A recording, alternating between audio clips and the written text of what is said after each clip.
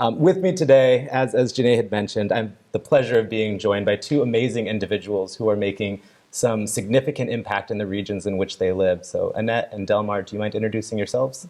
Yes. So my name is Annette Rodriguez, and I work for Yakima Neighborhood Health Services. And today I am wearing a greenish olive shirt. And I should have started, my pronouns are she, her, and wearing a pair of black pants. And I am a Latina woman. Good evening, everyone. My name is Delmar Algee. Thank you so much for having me first and foremost. I do go by he, him pronouns. And as of right now, I'm wearing a powder blue suit with some very, very loud socks that do match my tie and my handkerchief, and some blue wingtip shoes. There you go. Well done. You know, each of you has done work around redesigning the systems that you work in to center people, to center race, and to center equity. It's really why I asked each of you here today. You come from regions and counties that are both geographically diverse in terms of a large urban core and rural pockets, but also demographically diverse in terms of the race and ethnicities of the people that make up your county and the people that you serve. I know that you have to respond to a lot of different political pressures in terms of the environments that you're in, and also what the public is asking for. And so in a lot of ways, the systems that you're working in are representative of the larger work that we are trying to do statewide. And so I really appreciate each of you coming today. And before we begin, I just wanted to give a little bit of context to some of the words that you might hear as we're going through some of our discussion, our conversation today. One of those is coordinated entry. And so coordinated entry in many ways is kind of considered the front door to the homeless response system. It is generally kind of the first point of contact that people, families, and youth that are experiencing homelessness encounter as they seek services. And one component of that is what we might call an intake assessment, sometimes referred to as the VI SPDAT.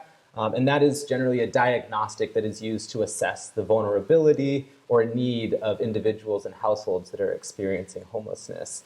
And that brings us up to kind of the last kind of background point, which is issues of disproportionality around race and ethnicity. And I know that there have been a number of reports and research that has been done around some of these intake assessments and around coordinated entry. I know Building Changes supported one back in 2019 with C4 Innovations that looked at the VI SPDAT and the disproportionate and disparate outcomes that resulted based on race from the use of those intake assessments. And that's really kind of the grounding of what got me excited here today in bringing each of you here. And so to begin off, kind of representing the different regions that you're in, recognizing you both work county-wide and that you serve both urban centers and rural pockets, I'd love to hear kind of, maybe Annette, to begin, what are some of the differences that you're seeing in terms of homelessness?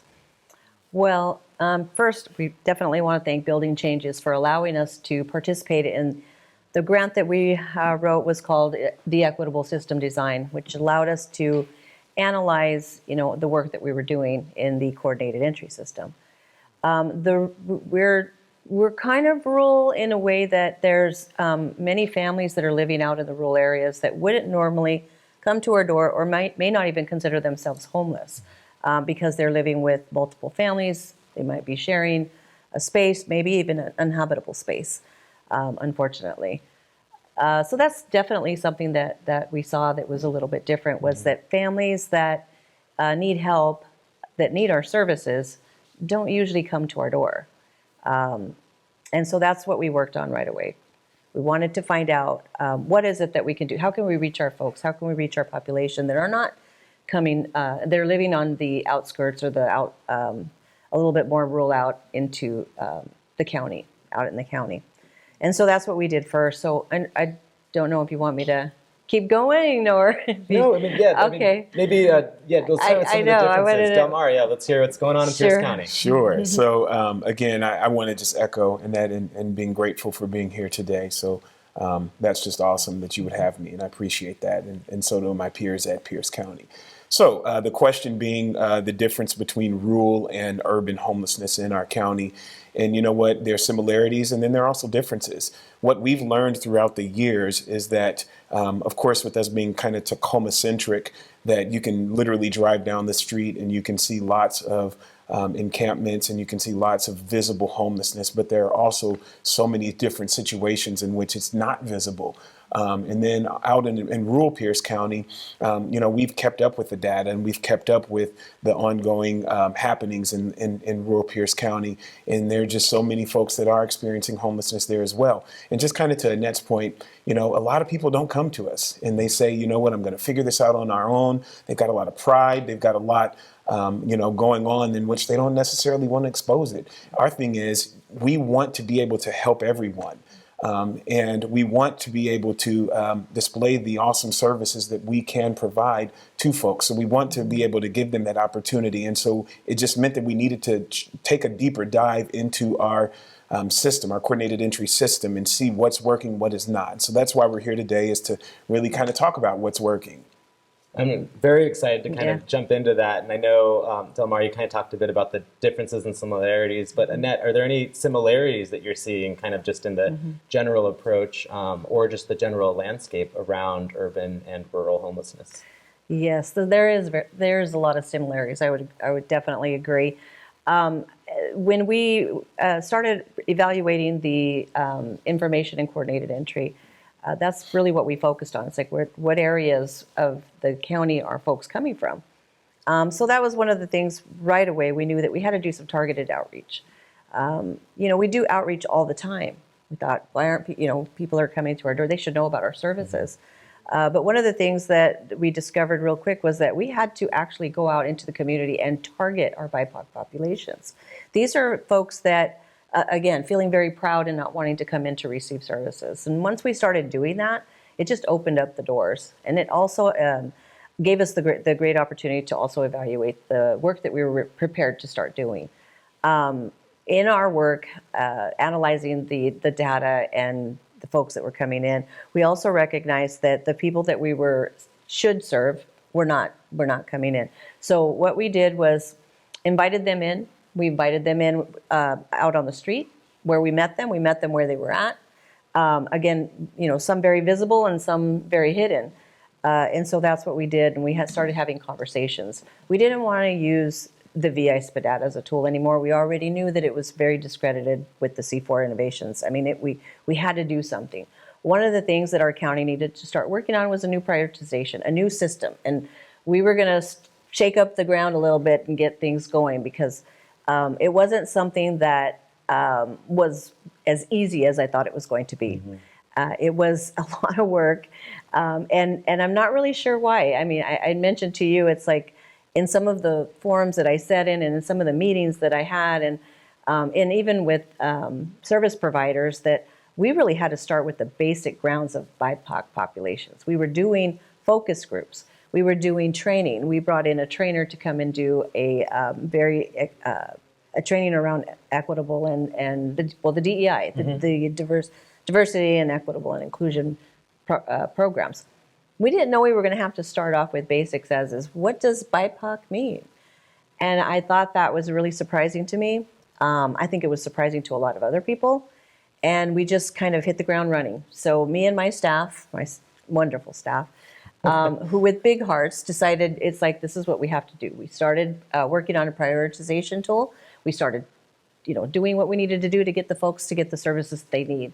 We don't need our folks to come to the door and try to figure out what box they fit in. Yeah. And that's what we worked really hard on. And it took us, like I said, a little longer than I thought. But we housed many, many people this year with the great service and the flexibility of the funding that we received.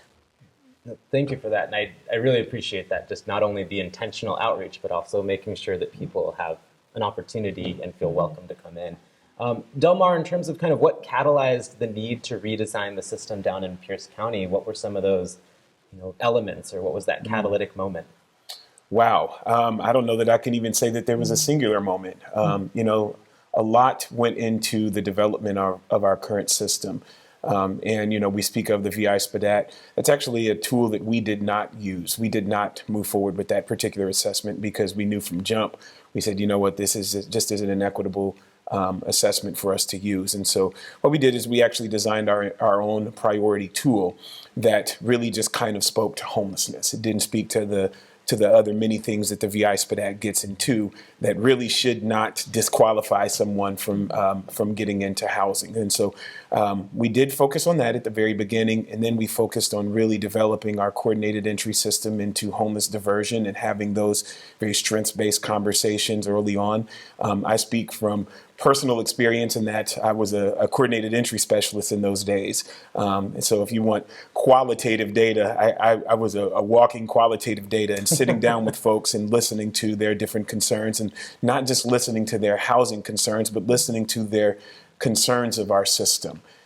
So now that we come full circle, I do, and I'm a funder. I just think that it's absolutely incredible and important for us to listen to those voices and to translate those voices into a better system. And so that's what we've done. We have two particular projects that I wanted to get into today. I'm sure that I will eventually in our conversation, that we've done that are very, very intentional to really kind of break things up when it comes to rural homelessness, when it comes to urban homelessness, and when it comes to being very intentional with targeted universalism, which is a term that's thrown around that says that there isn't a one size fits all, and that homelessness really looks different for different cultures and different people. And so we took that bit of information and we had action steps, and we have decided to redesign what our system looks like to make it accessible and to make it, I want to even almost say, comfortable for everyone that is experiencing homelessness to be able to come in and get their needs met. I really appreciate that, because you both have kind of talked about data, right? The importance of data. You talked about the importance of outreach, right? And making accessibility. One of the questions I wanted to ask is, what elements are critical for the redesign work? And maybe to think about it not so much from, right, the system focus, because we can say, we want to make sure this is targeted universalism, or this, but from the perspective of the person who is experiencing homelessness, from the family, right, that is in this moment of crisis, what is the experience for them in terms of how you see kind of a critical element for a redesign? Yeah. Oh. Either one, yeah. It's Whoever okay. feels most compelled. Just a comment. Just because we had the focus groups, Sure. We actually brought consumer voice to the table to evaluate the tool that we were working on. We didn't bring a tool already prepared. We said, what kind of questions should we ask? What's important to you? What do you wish that they would have asked you when you were in our office and asking for services? One of the things, as they always said, is, why did they ask such personal questions? We're so worried about, I know us, for training and for training purposes of our agency, to not re-traumatize people through their life, events that may have happened. That's a critical time, especially when somebody's experiencing homeless. They're already dealing with enough. Yeah. And then having to, for us to ask another 20 or 30 questions, assessments can get really, really long. And that's what we heard from our consumers, was that, they just wanted the basics. Ask me how long I've been home. Ask me what I need. Ask me where I stayed last night. Those were always very important. Mm-hmm. But the connection, too, of the healthcare, making sure that we're also prioritizing folks that are not feeling well or not well at all, super important. Delmar? Yeah, so what we did was we were a part of a HUD demo, a HUD equity demo. And this began back in 2020, right when the pandemic started. And so what this particular demo did was, it was very intentional when it comes to race and diversity and inclusion in our homeless system. And so it was charged to a subcommittee of our Continuum of Care, which is a large board that all jurisdictions across America have. And so even more specific to that, our Racial Equity Committee on that Continuum of Care board was charged with this bit of work. What we did is we did a lot of research. For 2 years, we actually put together a different type of approach that we wanted to use from a grassroots perspective of dealing with homelessness in urban communities, mainly Tacoma and Pierce County, and we named it cultural hubs. But what happened in developing those cultural hubs, in the research, we did qualitative research with people of color, we learned that there were a lot of things going on in our system that we thought we were excelling at that maybe we needed to take a step back and look at. One of those things that really, really stood out was just the cultural competencies that we really did need to really emphasize more and more. And that's something that our cultural hubs, we haven't begun yet, but we are soon to begin contracts with these particular agencies from a grassroots perspective that are more neighborhood oriented, that didn't necessarily have a background in homelessness before, but we're giving them the tools to have that background while they bring their cultural competencies approach to it. And therefore, we can really speak to what the people's needs are. And we can learn a little bit more about, folks that are experiencing homelessness and what it is that they're expecting, what it is that they're looking for from our system. And we're able to address those things through these particular hubs. I mean, just what an incredible, concept. And I think it speaks to kind of the point that the answers are out there, right? And it is hearing from those who are most impacted, and it's figuring out, okay, how do we work this within the system that we have? And I imagine as you've been doing this work, and I think you might have even have touched on one of them when people are saying, what does BIPOC mean? Barriers, right? Those challenges, running up against the wall when you've got this incredible vision and everyone wants to run 100 miles an hour at it. What do you do what are those barriers? And then what are you doing to overcome them? Well, the work that we're doing, I think, brings it all together. When we have clients or participants that are looking for different services and are sharing their stories of the inequities that they've experienced or have had in maybe other agencies, I think that's what's helped us really focus on what the client needs as the person, as the whole person. Oftentimes when our folks are coming in, they don't want to sit down and talk about all the things that they've gone through again. And they've experienced that. They even share some of the things, even in the healthcare and in assessments, even when there's, substance assessments. They're very intrusive. There's a lot of questions, and it makes people feel very uncomfortable sometimes. So when we started looking at the evaluation forms and figuring out how we were going to do this and bring the community together to help us also develop a prioritization for the coordinated entry system, it was almost as if it was, again, new, but that resistance of not really speaking and not really accepting it, that it was more important than maybe some other agendas that were in some of these meetings that I'd attended. And so those are the things that I felt like that I had to break through, that my staff had to break through, was getting the community involved and understand how this affects our families, all the way from children to youth, to, from young adults and to families. And that's where we really put our energy in, was to try to make it so that it was an equitable system, a new system, because clearly they didn't want to try anything right away. But we made them. And literally up until a few days ago, this was still a challenge. And so, and like you said, it's, we're working on this for 2 years. And thank goodness for the flexibility of with building changes, and of course the learning circles. Those are also important because they help me understand what I still lack in learning as well. And that's where we went off. And the connection with Delmar, thank goodness, is that he was also very willing to share the county's prioritization tool. And I was very impressed. And I mean, we're connecting here. I just told him when we got here, I was like, we have to get a call on with my case managers, because we really want to talk about your format, the way that you're doing this, because I know that if we can join together, at some point there has to be a tool that works for the whole state, right? In the HMIS system, which is the Homeless Management Information System that we're all required to use as service providers to track this data that we keep analyzing and pulling together. So I love that example because I think it speaks to just the real-time nature of this, right? I remember we were all on a call a couple of weeks we ago, did. right? And it's We like, did. hey, this We did. prioritization We tool. And did. so, yeah, I just love that this is just ever evolving, right? Yeah. And I think Partnership. we often don't About celebrate the small wins. So I think Right. you just mentioned a couple of days ago, this Yeah. was a barrier, but maybe Yeah. that means not so much now. So congratulations on continued thank progress. You. I hope not. I feel like it came to a full connection. Oftentimes I hear, even in our own learning circles, that, everybody does something different in the counties. They're all different. It's like, it is different, but there is some similarities even countywide. Yeah. And so to dismiss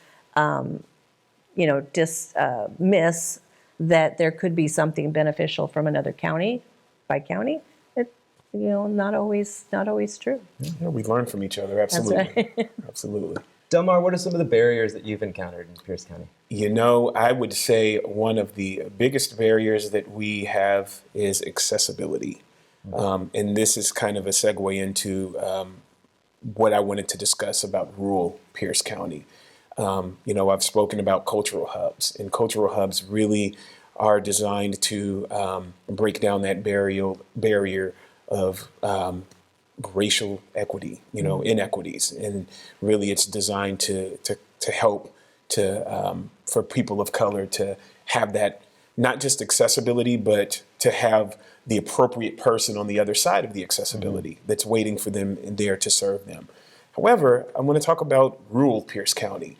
And so once again, we got creative with our coordinated entry system when it comes to rural Pierce County. What we did is we said, okay, how can we approach this thing from a systemic perspective in changing that system? And so we said, okay, the development of what was called CHIRP came from that. And that is an acronym that stands for Community Homeless Resolution Partnership. So CHIRP is a little bit similar to Cultural Hub, but different. Cultural hubs are actually really just your mom and pop businesses and even agencies that are kind of up and coming and wanting to have government dollars to really help them stabilize and to be able to, of course, carry out the main goal of housing the people from that particular neighborhood. But again, the difference is that they are seeking funds, temporary financial assistance to assist those particular folks that are experiencing homelessness. That's all in the bucket of a cultural hub. Now, with a CHIRP partner or an HRP, a housing resolution partner, what they're doing is they're learning the element of a diversion conversation, which is a 90-minute strengths-based conversation. They have an actual partnership with someone that's connected to our system as a coordinator, and they're providing that technical assistance. So let's say it's a library out in the middle of Pierce County, rural Pierce County, in which maybe they see homeless folks come in their door often and they say, I don't even really know what to do or what to say, but I do know that several families have come in and I just don't know how to react. Being a CHIRP partner or an HRP gives them the skill to actually sit down with someone who already trusts them and to be able to have that conversation in hopes of resolving their homeless situation, their homeless crisis. And then if that resolution does come about, then the agency that provides all of the technical assistance is equipped to provide temporary financial assistance for that particular family that is experiencing homelessness. So again, we're coming at this from so many different angles. We're coming at it from going back into targeted universalism. We want to break everything down. We want to break down youth homelessness. We want to break down family homelessness. We want to break down demographic. We want to break down race. We want to break all of these different things down because it's not a one-size-fits-all problem. It is a very, very nuanced concern. And so if there's a nuanced concern, we have to have multiple solutions. So that's the approach that we're looking at in Pierce County. Thank you. I think this, and maybe you're already touching on this notion of multiple solutions, right? One of the things that Sam Barr at the beginning of this talked about was the notion of the seed, right? Not the foundation, but the seed as this concept for housing, right? And the stability of what grows a home. And I guess maybe in thinking about that imagery of a seed, a lot of ways it makes me think about what is the responsibility we have, right, to our neighbors that are experiencing homelessness. And so Do you believe that the work that you are doing, or maybe how do you believe that the work that you are doing meets that responsibility to our neighbors? Annette, do you want to begin? Yeah, yes, I do, because the end result is that they get housed. We want them to get housed, but oftentimes, our folks have been homeless for a very long time and need some support services. And support services and wrapping that around those individuals as they need them, when they ask for them. And I totally believe in diversion. I mean, diversion is definitely the first way to start, because oftentimes families have their own solutions, and if we don't stop to listen, we're not going to know what they really need or want. And then it becomes our plan, and then it becomes our thinking of what they need. But definitely our families, when they get the wraparound services and tell us the services that they need, and that makes us unique as a community health clinic, is that we're able to navigate them through some of those really awkward systems. I mean, again, it's not just coordinated entry. There's lots of awkward systems that they have to navigate, which delays care or delays services or delays, whatever it might be that their family or individuals may need.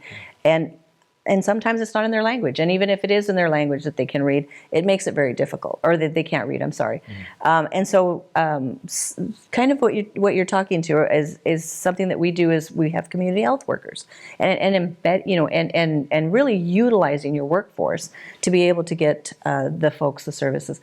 Oftentimes, I always worry about when folks check in the door, is that, are they having to describe everything again? And I'll wander up to the front counter myself, just to see and hear what's going on with them. And oftentimes it is, you find that they're trying to describe what they need, and they don't need to do that whole description. It's just like, let's just sit down and find out what they need, so that they can get the services that they need at the right time with what they need, whether it's healthcare or housing.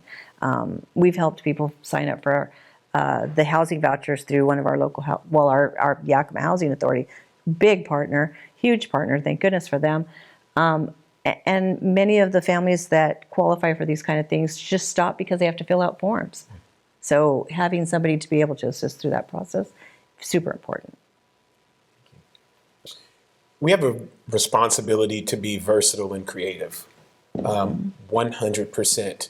If someone were to have a heart attack and they went to the hospital, they're not going to diagnose themselves, and they are in crisis, and they are leaning on a professional to say exactly what's going on here, and to be able to help them through that situation.